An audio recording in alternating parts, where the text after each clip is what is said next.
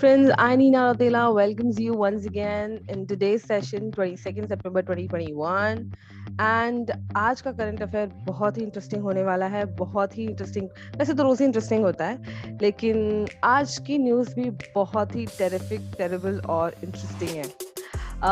तो अगर आप प्रिपेयर कर रहे हैं bank, PO, RRB, SSC, CHSL किसी भी एग्जाम के लिए, तो मेल अस at selecteffort@gmail.com। और अगर आप पहली बार आए हैं हमारे चैनल पे, तो पूरी वीडियो देखने से पहले एक बार हमारे टेलीग्राम कॉन्वर्जेशन लिंक पे भी जरूर क्लिक कीजिएगा, जिसका लिंक ये रहा। हमसे जुड़िए, कोई भी क्वेरी हो, कोई भी प्रॉब्लम हो, आप पूछ सकते हैं। और हमारे चैनल को ज़रूर से प्लीज़ सब्सक्राइब कर दीजिए, ताकि नेक्स्ट टाइम हम कोई वीडियो डालें तो आपके पास नोटिफिकेशन पहुंच जाए। इसको लाइक कीजिए, शेयर कीजिए और कमेंट वो करते रहिए। Without wasting any more time चलते हैं अपने क्वेश्चंस की तरफ। तो हमारा पहला क्वेश्चन है आज का, Which of the following country has topped the Global Innovation Index 2021? अब ग्लोबल इनोवेशन इंडेक्स, इस पे कौन सी कंट्री है जिसने टॉप किया है, यानी कि सबसे पहले नंबर पे? तो आपके ऑप्शन है स्वीडन, नॉर्वे, जर्मनी और स्विट्जरलैंड। और अगर आपको ये सीनरी पता है, समझ में आती है, तो बिल्कुल भी गेस करना मुश्किल नहीं है। And your answer is D, it's Switzerland. Yes दोस्तों, Switzerland, Sweden, the US and the UK and the Republic of Korea are ranked among the top 5 respectively। इसी तरह से, जिस तरह से नाम लिखे हैं, first is Switzerland, second Sweden, third the US, fourth is UK and fifth is Republic of Korea। Switzerland is one of the only two countries in the world without an official capital। Switzerland की कोई capital नहीं है, and the another one is Nauru, right? देखते हैं purple takeaway में क्या है। India has improved its position on the Global Innovation Index (GII) 2021, prepared by the World Intellectual Property Organization। ये World Intellectual Property Organization के द्वारा report दी जाती है ग्लोबल इनोवेशन इंडेक्स की, और इंडिया का 46th रैंक है दिस ईयर। पिछले साल 48 पोजीशन थी, तो इस साल पोजीशन थोड़ी सुधरी है। चलते हैं नेक्स्ट क्वेश्चन की तरफ। Which bank has partnered with Paytm to launch co-branch credit cards in October 2021? Paytm के साथ वो कौन सा बैंक है जिसने पार्टनरशिप करी है for launching the credit cards in October 2021? और आपके ऑप्शंस हैं HDFC, SBI, CBI या UBI। And your answer is HDFC। जी हाँ दोस्तों, HDFC ने पेटीएम के साथ पार्टनरशिप करके लॉन्च किया है एक card, credit card, which is specially for the business persons, millennials and merchants. यानी कि जो बिजनेस करते हैं वो लोग, व्यापारी, मर्चेंट्स हो गए, मिलेनियल्स हो गए। The card will be launch in October 2021 और the occasion of Diwali, right? चलते नेक्स्ट क्वेश्चन की तरफ। With which edutech company Niti Aayog have launched an initiative to provide free access to the company's premium learning resources to students of class 6 to 12th in government schools access 112 aspirational districts। 112 districts में 6 से लेकर के 12 तक के बच्चों को government school में ये जो लर्निंग है, 6 to 12 तक की जो रिसोर्सेज हैं, जो प्रीमियम लर्निंग रिसोर्सेज है, वो फ्री एक्सेस मिलेगा 112 डिस्ट्रिक्ट्स में। ये नीति आयोग के साथ मिलकर के किस लर्निंग एप्लीकेशन ने लॉन्च किया है, या किस लर्निंग एप्लीकेशन ने ये पार्टनरशिप करी है नीति आयोग के साथ? And your options are A Unacademy, B Byju's, C Vedantu या D rickshaw. And your answer is B, Byju's. Under this, students of class 6 to 12th in government schools across 112 aspirational districts will get free access to the company's premium learning resources। Byju's की जितनी भी premium learning resources हैं, सबका access free में मिलेगा government की schools को, 112 districts. अब पढ़ते हैं कुछ बायजूस के बारे में। उससे पहले purple take away.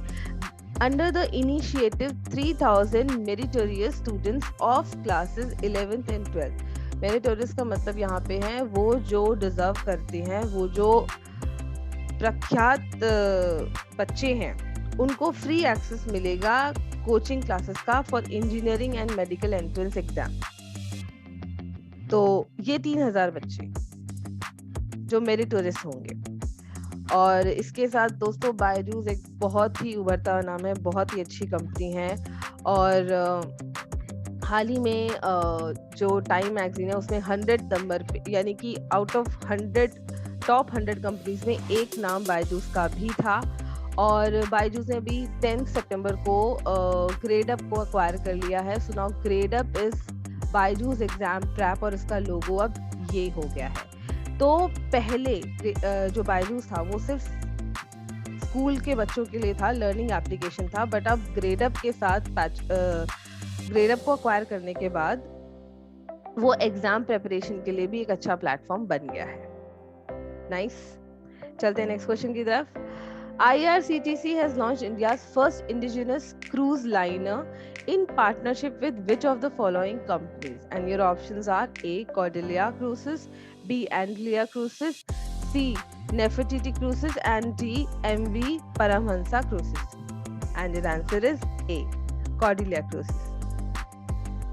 The Indian Railway Catering and Tourism Corporation IRCTC has launched India's first indigenous cruise liner on September 18th, 2021 in partnership with Cordelia Cruises, a private company. ये एक private company है, इसके साथ IRCTC ने tie up किया है for this first indigenous cruise liner.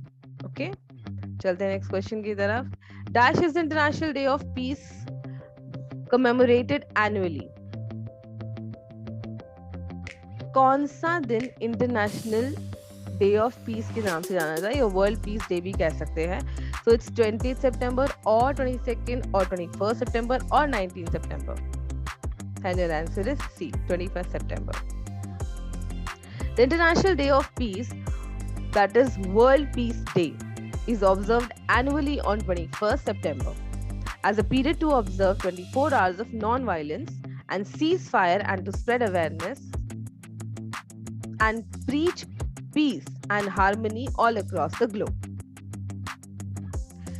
24 घंटों के लिए नॉन वायलेंस और सीज फायर को बंद करके एक अवेयरनेस स्प्रेड करने के लिए कि ताकि पीस बना रहे एंड हार्मनी बनी रहे across all over the globe. ये किया जाता है हर साल एक दिन पे, जो कि है 21 सितंबर, जिसको कि हम वर्ल्ड पीस डे भी कहते हैं।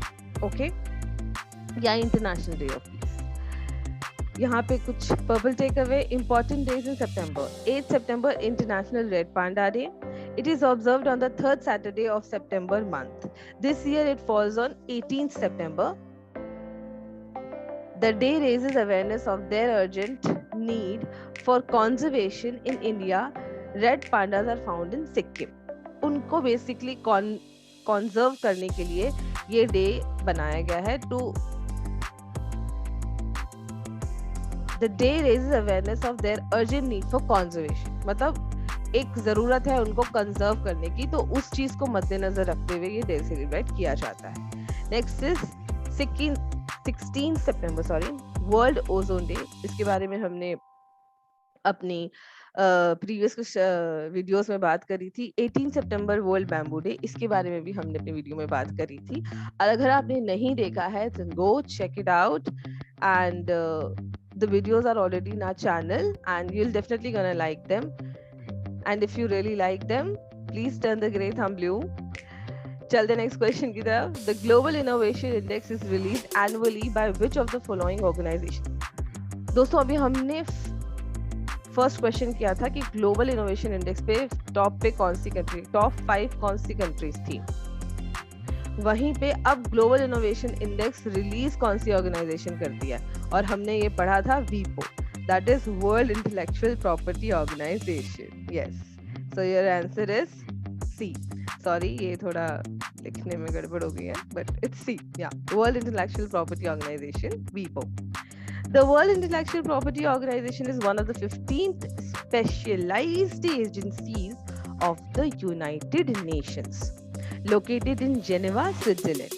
WIPO's mission is to lead the development of a balanced and effective international intellectual property system that enables innovation and creativity for the benefit of all. WIPO का mission है to lead the development of a balanced and effective international intellectual property that enables innovation, जो innovation और creativity को promote करते हैं, basically सबको benefit पहुंचाने के लिए, right? चलते हैं next question की तरफ. उससे पहले sorry, purple takeaway. हेडक्वार्टर्स, इसका हेडक्वार्टर है जिनेवा स्विट्जरलैंड में. इसको फाउंड किया गया था 14 जुलाई 1967 में. इसके 193 मेंबर स्टेट्स हैं और इसके हेड है Daren Tang. Okay, which of the following is the theme of the third Life Science Conclave 2021 organized by the Confederation of Indian Industry, CII? And your options are taking Indian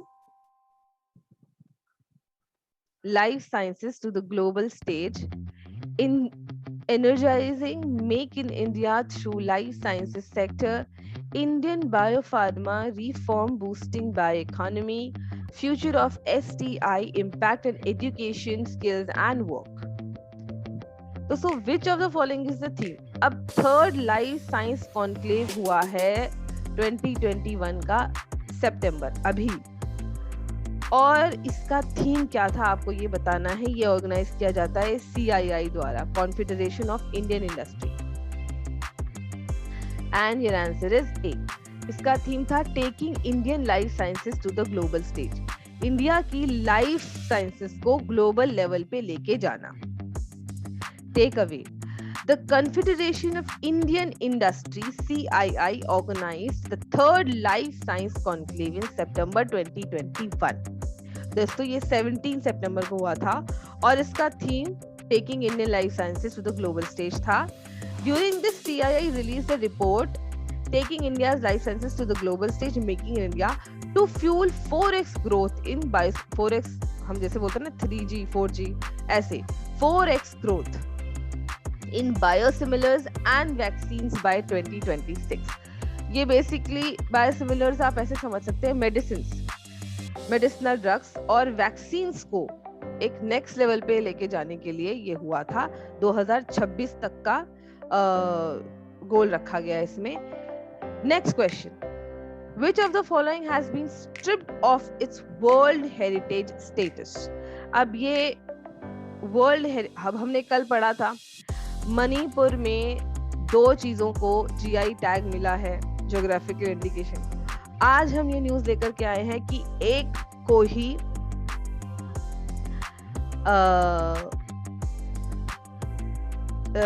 एक country है जिसको कि strip कर दिया गया है world heritage status से. तो ये कौन है? आमिर, लिवरपूल, एंगडोंग या अनुराधापुरा?